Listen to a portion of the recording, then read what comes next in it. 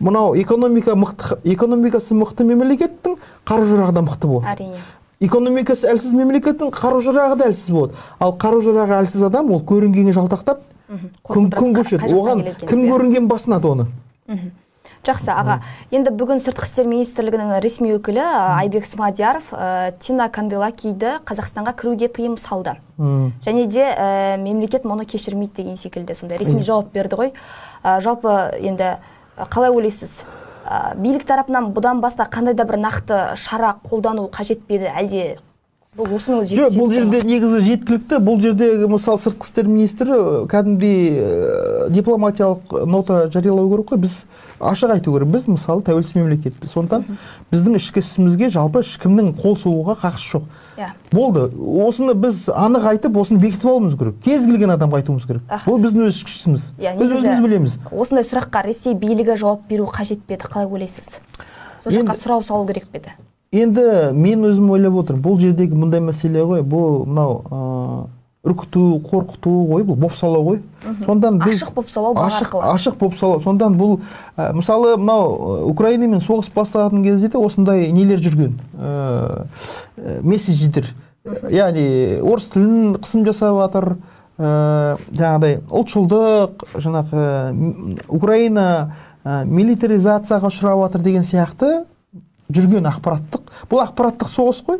Сондан мен өзім ойлаймын, біз Қазақстан тәуелсіз мемлекет ретінде ақпараттық соғысқа да дайын болуымыз керек. Соған дер кезінде жауап беріп отыруымыз керек. Мынау Машһүр Жүсіптің бір жақсы сөзі бар: жасқанған қорған емес, жағаласқан қорған дейді. Сонда жағаласу деген орыспен жағаласу емес дейді. Сен өзіңнің нәпсіңмен жағалас дейді. Ал нәпсі деген не? Нәпсі қорқақ. Нәпсі қорқақ, үрей ұшып тұрады. Сондан өзінің нәпсін жеңген халық ол ешкімнен қорықпайды. Өйткені өзекті ерге бір өлім дейді. Сен қорқсан да өлесің, қорқпасан да өлесің. Сондан біз қорқа батыр болдық дейді ғой өзі. Қорқақты қуа берсең батыр болады. Біз қазір батыр болатын уақыт келді бізге. Сондан біз қазір саясатымызды дұрыс жүргізуіміз керек. Яғни өзіміздің географиялық тиімді орналасқан. Яғни біз қазір былай қарағанда Қытай мен Еуропаның арасындағы логистиканың ең ұтымды жолын айналып отырмыз. Соны пайдалана отырып, біз өзіміздің ішкі сыртқы саясатымызды тез шешіп алуымыз керек. Өйткені уақыттан ұтылуға болмайды. Украина неге ұтылып қалды? Өйткені олар тәуелсіздіктен кейін Будапешт саммиті бізді қорғайды деп соған сеніп қалды да. Шын мәнінде Будапештте мысалы кепілдік берілді ғой. Мысалы Украинаның айтты, біз сіздерді қорғаймыз, соның ішінде Ресей де бар. Бірақ оның бәрі бос сөз екендігін халықаралық жағдай көрсетіп отыр. Сондан Абай айтады ғой, сенбе жұртқа тұрса да қанша мақтап. Әуретеді ішінде құлық сақтап, өзіңе сен. Өзіңді алып шығар. Еңбегіңмен ақылың. Абайдың айтып отырған осы мемлекеттік саясатқа айналу керек. Біз ешкімге сенбеуіміз керек. Ешкім бізді аузымызға су тамызбайды. Айтады орыстарда, батып бара жатқан адамның мәселесін батып бара жатқан адам ғана шешеді дейді. Дұрыс аға. Енді өзіңіз бір сұхбатыңызда марқұм Нұртілеу Иманғалиұлына берген сұхбатыңыз. Сонда айттыңыз ғой, рухани ауруға айналдық деп. Жалпы сау адам өз елінде жүріп орысша сөйлейме деген секілді. Өз тілін менсінбеген халық, ол мемлекетті менсініп тұрған жоқ. Демек, өз мемлекетін менсінбейтін халықты өзге мемлекет қайтсын деген секілді. Әлбетте. Осы ойыңызды. Мен енді осы ойымда бұл ой жалғаса берсе бұлай, мысалы, біз тілі жоғалып кету қаупі бар мемлекеттер қатарынан көрінуіміз мүмкін бе? Жалпы қазір біздің алдымызда жаңағыдай to be not to be дейді ғой, әлгі Шекспирдің Гамлетіндегі to be not to be. Не боламыз, не бордай тозамыз. Сол проблема тұр ғой бізде. Яғни біз қазір тез отарсыздануымыз керек. Жалпы мынау глобалды мәселелерді шешіп алу керек. Глобалды мәселе не? Ол факт, біздің Ресейдің отары болғанбыз. Көрдіңіз бе? Жалпы бізде қазіргі саяси институттар жалпы осы мәселемен айналысу керек. Мемлекет қаржы бөлу керек бұған. Отарлау және оның психофизиологиялық, жалпы лингвистикалық проблемалы, топономика мәселелері. Кәдімгідей мемлекет осыған ақша бөлу керек миллиардтап. Осы салада жұмыс істеуіміз керек. Тіл сол отарсызданудың бір саласы ғана. Топономика бар, кісаттары бар. Біздің жалпы рухымызды көтеру мәселесі. Бірақ соның бәрі шын мәнінде қазақ тілінің аясында ғана шешіледі. Тілге кеп тіреп тұр ғой. Иә, сондан мен айтып отқан мәселелер сау шын мәнінде, өйткені отар халық ол рухани кеселге ұшырайды. Неге? Өйткені отар болған халық, құл болған халық, ол өзіне деген сенімін жоғалтқан халық. Біз қазір 30 жыл болды, әлі осы жаңағы кеселден, өйткені ауру ғой, ол ауру. Батпандап кіреді дейді, мысқалдап шығады дейді. Мысқалдап емес, мысқалдап. Мысқал деген аптекалық өлшем 0,04 грамм. Түсінесіз бе? Ал сені ешкім келіп отарсыздандырып бермейді.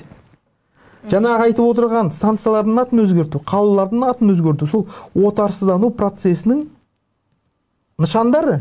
Әрине ол Ресейге ұнамайды. Ресей біздің жаңағы неоколониализм дейді ғой. Ресейдің отар болып қала бергенімізді қалайды. Неге? Өйткені бізді тонап, біздің бүкіл сүліктей сорып, бүкіл игілігімізді, ата-бабаларымыздан қалған бүкіл қазына байлығымызды соруға олар мүдделі.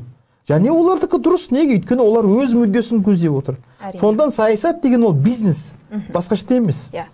Достар, дәл тікелей эфирде болып жатқан сұхбатты жақындарыңызға бөлісіңіздер, тақырыпқа байланысты айтар, Омарға қояр сауалдарыңыз болса комментарийге жазыңыздар, белсенді болып отыруға шақырам, және де біздің әлеуметтік желідегі парақшаларға тіркеліп қойыңыздар.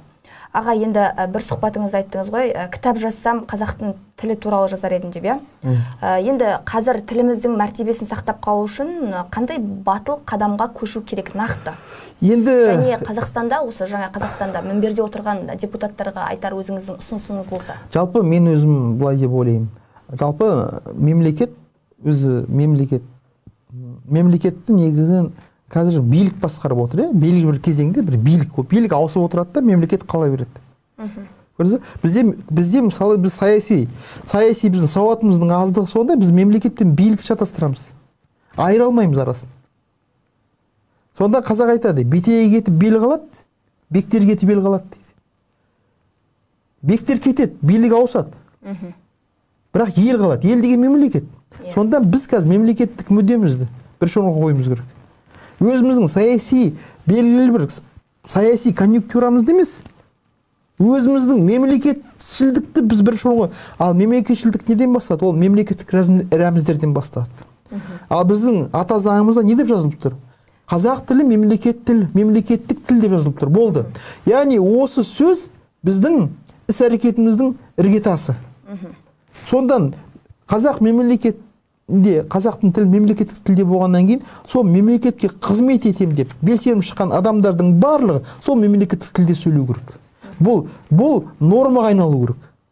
Сондан ешкімді жаңа қорқытып, үркітіп, немесе бопсалап, немесе қорлауға болмайды. Неге? Өйткені адамның негізі өзінің хақы бар.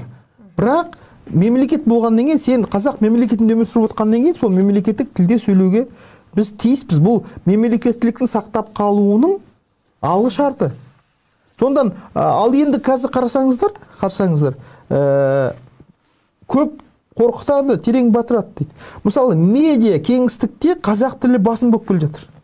Мысалы, маған журналистер айтады, мен көп интервью беремін ғой, сонда айтады, орыс тілді подкасттардан гөрі қазақ тілді подкасты көп керек. Қазір аудитория дұрыс па? Яғни медиа кеңістік қазақ тіліне ауысып бара жатыр. Неге? Өйткені біз қазіргі кезде біздің мемлекетімізде қазақ тілді азаматтар 70% болып отыр. Оның үстіне қазіргі кезде біздің қазақ тілін біздегі өмір сүріп отқан этностардың көбісі үйреніп жатыр. Балаларын қазақша балабақшаға беріп жатыр. Неге? Өйткені алдын ала өздерінің балаларының саяси болашағын, өзінің карьерасын ойлап отқан ата-аналар қазақ. Сосын екінші мәселе бизнесі де солай. Мысалы, мынау ақпараттық интернет бизнесі де қазақ тілі басым болып бара жатыр.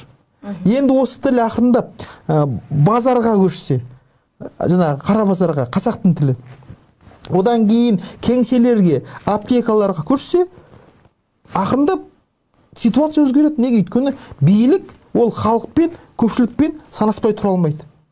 Сондан біз әрбір жеке адам ретінде жүрген жерімізде осы саясатқа, яғни отарсыздандыру саясатына әрбіреуіміз жеке үлесімізді қосып жүруіміз керек. Қай жерде жүрсек те, мысалы, қазақ тілінде сөйлеуді талап етуіміз керек. қазақша сұрауымыз керек. Неге біз қорқамыз ғой, үрей бар өйткені. Отаршылдықтан қалған үрей бар. Қазақша айтсам маған жауап бермейді деген. Енді десе де 30 жылда енді өзіміздің шекарамызды шегендеп, ана тілімізді, жалпы мемлекеттік тіліміздің мәртебесін қайтардық десек те, біз әлі күнге дейін осы екі нәрсе үшін күресіп келе жатырмыз. Және де орыстардың отаршылдық идеологиясын, олардан қысымын әлі күнге дейін сезініп келе жатырмыз. Жалпы енді сіз қалай ойлайсыз? Осы 30 жылда Назарбаев орнатқан жүйе қай жерден қателесті? Жалпы мен Фикрет Шабановты көп тыңдаймын. Фикрет Шабановты мен ғана тыңдамаймын. Фикрет Шабанов қазір өзі азербайжандық аналитик, ол Канадада саяси институттың бір басшысы. Бүкіл Украин журналистері күнде Фикрет Шабановтан қазір интервью алады. Соның аузына қарап отыр. Сол Фикрет Шабанов айтады, бұл коррупция дейді. Коррупцияның түр-түрі болады екен ғой. Экономикалық коррупция. Сонда ең несі дейді бұның? Ең бұның ауыры политическая коррупция дейді. Саяси коррупция. Қазақстанда дейді, осы Қазақстанда бір, именно шатаспасам, Жанар ма, бір журналист интервью алды. Фикрет Шабановтан. Сонда айтады, Қазақстанда дейді, политический коррупция дейді орнаған дейді.